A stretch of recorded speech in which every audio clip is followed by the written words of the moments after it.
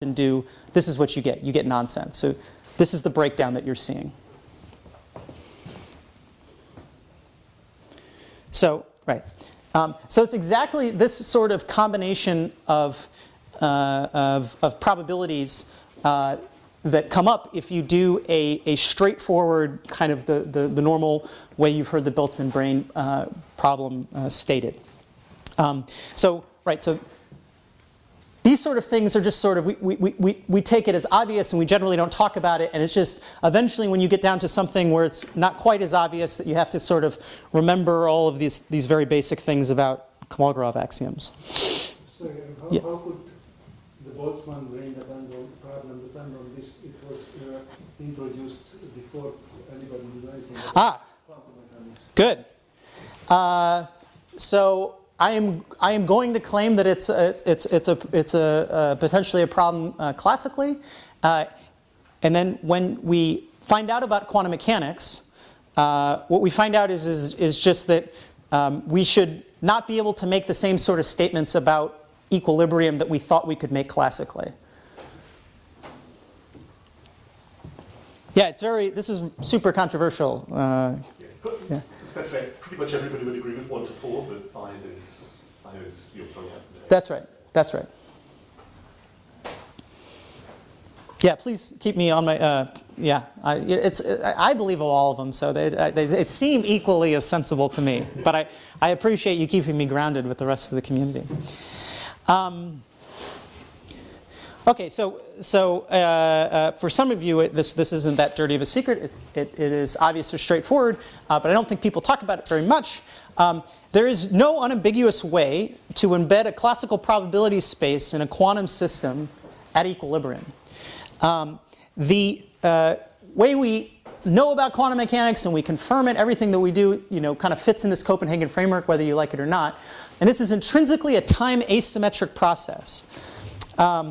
When you traverse this tree, right, this is something that takes a preferred direction in time, and it is the only way to construct your full sample space. Now, you can do time symmetric constructions within the consistent histories framework or within other ways that boil down to the same thing. But the first thing is that we have no way to confirm them. So all of our experimental evidence comes from places where we have an arrow of time and we're out of equilibrium. And if you're Andy, you say, well, that's okay. I'm happy to extrapolate from those places outward. What about input selection? Like the ABL rule, which is the time symmetric version of measurement. You are still picking I'm trying to remember how to frame this in that language. Yeah, it's been a long time since I've read these papers. I mean, you can. I think this is. I think that was contained in my statement about that.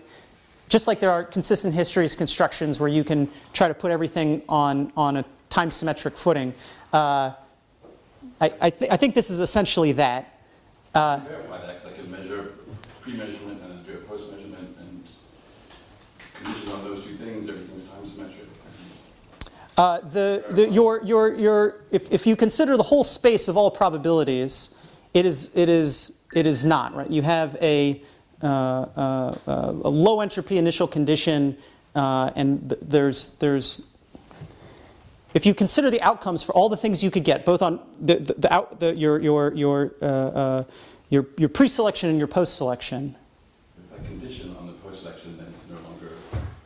Well, but conditioning is you're throwing everything away. It's just like if I condition on the post-selection, then I have no sample space at all. I have just there's only one outcome that I've gotten. Can I? Yes, please. No, I think you'll be able to answer better.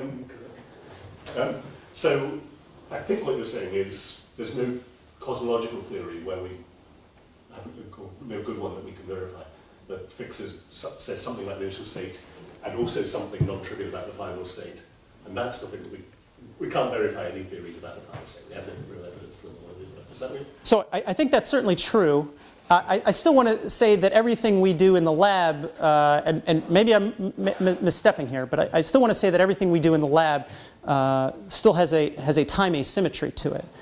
Yeah, sure, no, this was supposed to be aligned with that. Okay, good, good. And this can be ultimately traced back to some cosmological special initial conditions. But I don't think that by pre-selecting and post-selecting, we have somehow eliminated the arrow of time from our experiments in the lab.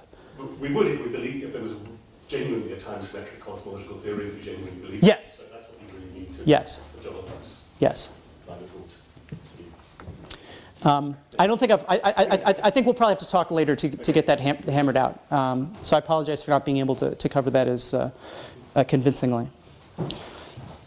But this is, so like I said, so some people will just take this first point and say, okay, I'm just happy, I'm going to extrapolate the wave function even into the equilibrium cases. But this is the part that I think is not talked about enough, is that the accessible sample space in quantum mechanics, differently from classical mechanics, is finite. And I'm going to explain that a little bit, so give me a couple slides before you try to disagree with it here. That in particular, that on a finite volume universe, and I'm going to describe basically from IR and UV cutoffs about reasonable outcomes and reasonable intuitive branches, is going to lead us to get a finite sample space. Another way to say this is we don't get to keep drawing from the urn forever. That if we are, running a quantum mechanical experiments, or we're just observing chaotic systems that naturally have quantum fluctuations in them, this can't keep going on forever in a way that is not true for classical mechanics. So let me defend that. The fundamental reason is that even if the formal Hilbert space of QFT or quantum gravity or whatever you want may be infinite dimensional, the accessible Hilbert space that has to do with describing the outcomes of experiments or the things that we agree on is finite dimensional. This is intimately connected to the quantum classical limit. Right? Classically, the fundamental source of entropy are the microscopic initial conditions. Right? So I can draw this line through phase space, and if I think about all the different possibilities it could have gone, knowing to some finite resolution here, if I compare them, what's happening is that the information of whether I go left or right up here is buried down in these initial conditions all the way to kind of arbitrarily small parts of the classical phase space. And so the continuum in classical mechanics kind of provides this infinite entropy source. Quantum mechanics is different. Right? When we go from classically, we have this arbitrary h when we think about counting up the number of microstates, and when we move to quantum mechanics, and again this is quantum mechanics with reasonable IR and UV cutoffs, we have some finite sum. And what this means is that the maximum entropy, the biggest your sample space, if you are committing yourself to constructing a single sample space and talking about things in that sample space, the maximum entropy is going to be set basically by the size of your bath. Or you can just think about it as you say, I have a certain number of degrees of freedom in the universe, I have IR cutoffs, I have UV cutoffs. That's a finite dimensional Hilbert space. There's only so long things can go on for. Now, branches. So this yeah. is not connected with the fact how many that you only make a finite number of consecutive experiments. Well, it is. So you no, actually, no. Let's say it has nothing to do with human experiments. Let's say that it has only to do with there's a wave function of the universe, and we're trying to say anything about it at all. Okay.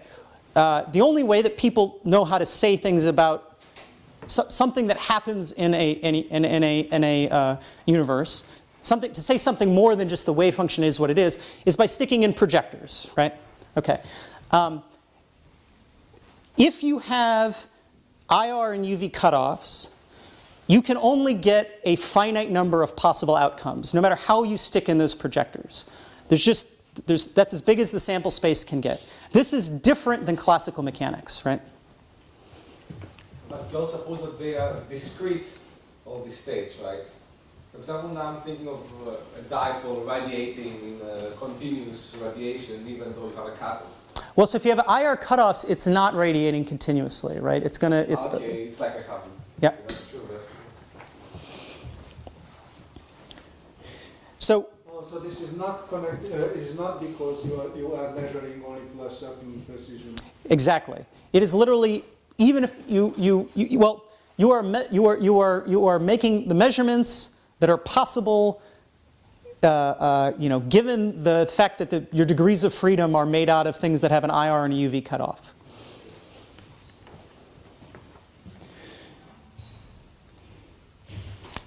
So branches don't have an indisputable definition yet, but what I am going to draw on here is that any reasonable definition will respect these intuitive IR and UV cutoffs. I'll present some sort of proto-definitions that do, but just I'll just use this as an assertion for right now.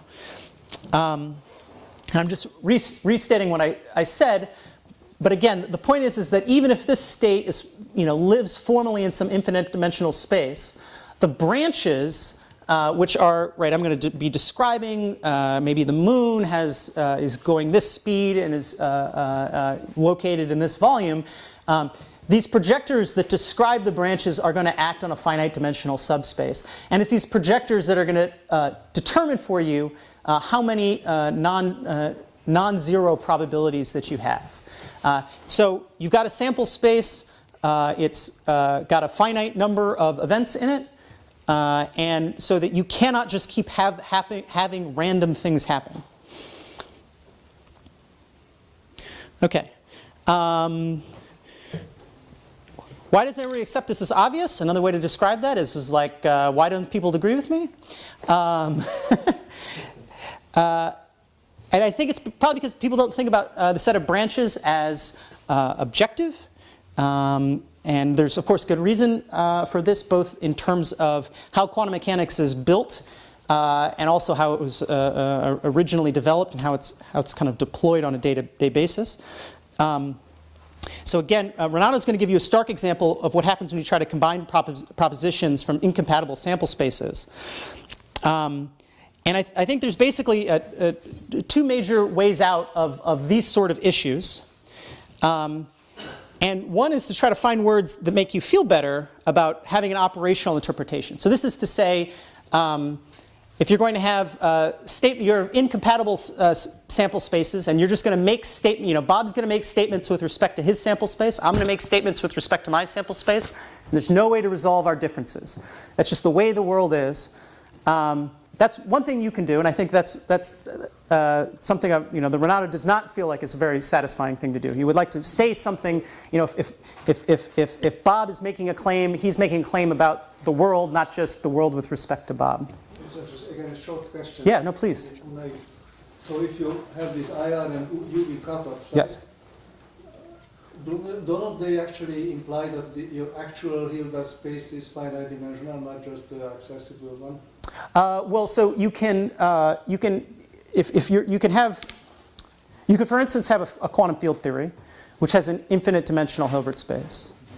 But you could say that even though formally when I write down the math, the way I define it, maybe because I want a bunch of symmetries, it's infinite dimensional. Everything that happens in our real universe is going to involve particles of bounded energy, neither too long wavelength nor too short wavelength. And so the description of what's going on in that universe in terms of different outcomes is going to be built up with projectors that respect those IR and UV cutoffs, even if formally the state might be infinite dimensional. So the infinite dimensional version may just be for a mathematical condition. Just exactly. Yeah, I think definitely another way you could say it. Another way you could. If somebody really thought that our branches, because branches are not well defined right now, it might not be convincing to them that they should be described by these IR and UV cutoffs. And it's just anytime you wanted to describe outcomes of experiments, you shouldn't rely on saying, and then there was like super high energy gamma rays, and right, we are not distinguishing those things. I mean, if you have key example, it still would be a finite dimensional Hilbert space, right? You just have, instead of an integral over modes, you'd have a sum over modes, and there's an IR mode, like a string. Well, if you put IR and UV cutoffs on it, yes. Well, so what I'm considering the situation where formally the state lives in an infinite dimensional Hilbert space. So say there's no UV cutoff. Say we have I don't know, we have something that is renormalizable and behaves correctly without a UV cutoff.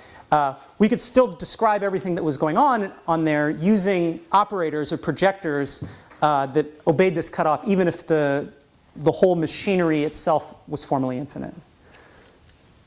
Surely you could do this classically as well, though. If you're really in love with cutoffs, then make a finite grid and do classical mechanics over a finite grid. And you should also resolve all your horrible problems with Boltzmann brains and things. I think that there is a difference in that you can certainly postulate that there is some sort of microscopic, you're imagining back before we knew about quantum mechanics. We're trying to see if we can solve the Boltzmann brain problem by postulating that really there's some sort of grid that classical mechanics is running on, and maybe it's discrete time and discrete space. And this is true, basically, that if you thought that was the case,